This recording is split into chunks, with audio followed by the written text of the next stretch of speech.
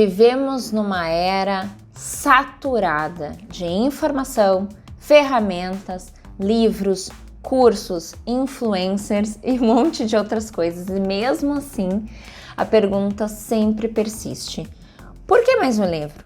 Por que mais um curso? E a resposta até pode ser paradoxal, mas é profundamente reveladora, porque o mais difícil sempre é olhar para dentro. Nesse vídeo de hoje eu quero falar sobre a jornada interior e o jogo mental que nós temos que ter a respeito da nossa produtividade. Por que afinal de contas a gente está adiando o que é essencial? Eu sou a Alessandra, faço parte aqui da Estalo. Se inscreve aqui no nosso canal, obrigada por estar aqui e vem comigo falar desses insights e muitos estalos sobre esse tema. Ai, gente, a busca por satisfação e conexão essencial no nosso cotidiano raramente passa por ferramentas que são externas. Sabe aquela história do, mas me dá mais uma fórmula, me dá mais uma ferramenta, tem aquele relógio super tecnológico, tem aqueles pop-ups, tem aqueles aplicativos.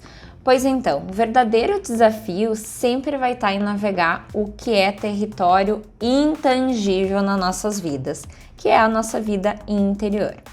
Segundo a Gallup, apenas 20% das pessoas se sentem altamente envolvidas emocionalmente com o seu trabalho. A raiz desse desengajamento? Falta de conexão com o próprio sentido do que se faz.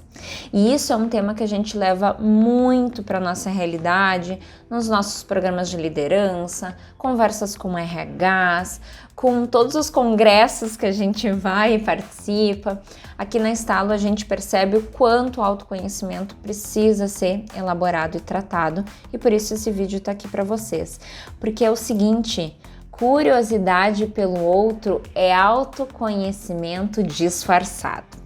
Essa é a realidade. No mundo onde colegas trabalham juntos por décadas sem saber detalhes básicos uns dos outros, é real, gente. A gente vai nas empresas e as pessoas falam: nossa, eu trabalho com esse colega há 10 anos, 15 anos, e a gente sai do treinamento com a pessoa nos dizendo: nossa, eu não acredito que eu converso com essa pessoa todos os dias e eu não sabia de tal coisa sobre ela.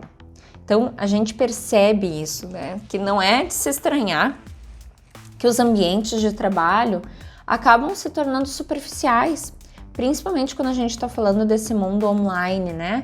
Onde eu não percebo o outro através do que ele está me comunicando, pelo seu rosto, pelo seu corpo, pelas suas expressões, pela sua respiração, o jeito que chega na sua mesa, como passa o dia. A gente perdeu essa sensibilidade. A gente entra nas reuniões online, abre a reunião, fala sobre a tarefa, desliga a reunião e assim a gente fica no nosso mundo individualizado, apesar de a gente estar hiperconectado. E aí, gente, a gente precisar cultivar os relacionamentos, né, pelo outro, é a curiosidade pelo outro, que vai permitir com que a gente seja também espelho. No momento que a gente quer entender sobre o que é do outro, muitas vezes a gente precisa falar de nós mesmos. Essa abertura, ela precisa ser mútua, né? Então, quando a gente começa a falar aqui de tarefa, de produtividade, de olhar para as coisas que precisam ser feitas, a gente pode ser excelente nisso. Então, procrastinação muitas vezes não é falta de tempo. Muitas vezes é medo de mudar. E procrastinar não é apenas adiar tarefas banais, que a gente pode ser que entenda como banal e por isso que a gente está procrastinando. É adiar mudanças que a gente precisa fazer, inclusive na nossa vida. Ter um filho, mudar uma carreira, tomar uma decisão difícil. A neurociência explica por que a gente tem medo. O nosso cérebro reptilíneo, né, primitivo, ele busca as recompensas imediatas e sempre quer evitar as ameaças, obviamente. Segundo a APA, que é a American Psychology Association, mais de 20% de adultos procrastinam cronicamente. E não é por desorganização, gente, mas sim porque tem emoções não resolvidas, não tratadas, não elaboradas naquele lugar. Então, a jornada interior, essa transformação invisível, ela precisa acontecer. Somos seres em constante transformação, ainda mais nesse mundo que nos pede para atuar dessa forma. E o que a gente lia há 3 anos atrás, há 1 ano atrás, pode ter outro significado hoje. A cada releitura, a cada curso que a gente faz, eu mesmo aqui, quando tenho algum livro que eu preciso revisitar, bate em mim de um jeito diferente, né? E é uma nova camada que a gente consegue trazer de compreensão, porque a gente muda, né? Porque foi necessário eu estar ouvindo aquilo que está me aparecendo, né? Então, o autoconhecimento, ela é uma jornada sem fim. E como tal, ela sempre vai nos pedir entrega, presença e vulnerabilidade. Então, vamos olhar para a nossa produtividade, a nossa gestão do tempo, como um jogo mental, tá? Não se trata apenas de planilhas e aplicativos, mas sim de protagonismo. Colocar-se nesse lugar como agente da própria vida. É a gente delegar o que não é essencial. É encurtar os ciclos de reflexão, né? Semanal, mensal, para mapear o que verdadeiramente importa. Ter uma lista de tarefas é super útil, né, gente? Mas o que nela consta como objetivos significativos?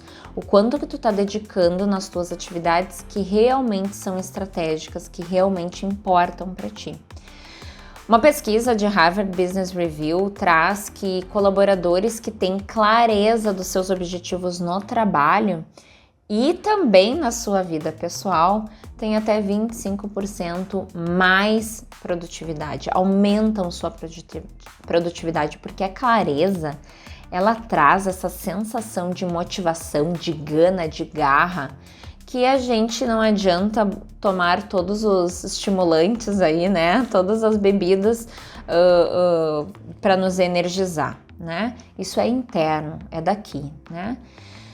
E aí vem a questão da delegação. Delegar é um ato de inteligência emocional, né? Se a gente está falando da gente se olhar com emocionalidade, com intenção, a gente muitas vezes resiste a delegar, resiste a querer que o outro esteja fazendo algo que eu acho que só eu poderia fazer do meu jeito, da minha forma.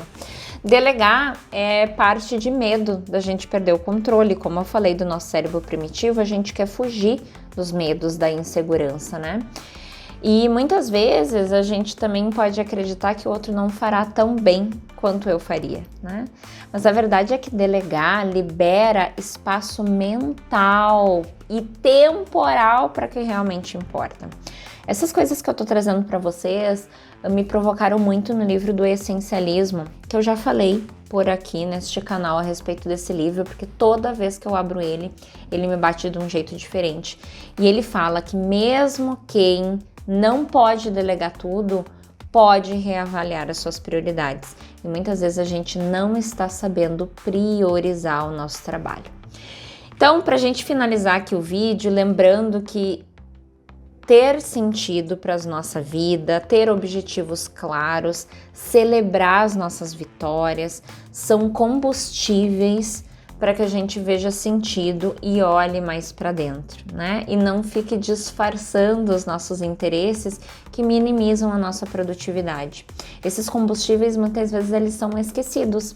Então, planejamento sem celebração é apenas uma execução mecânica. Reduz metas em micrometas. Faça com que as vitórias apareçam mais vezes para que tu tenha combustível de novo, energia para seguir. Elas dão sentido para nossa jornada.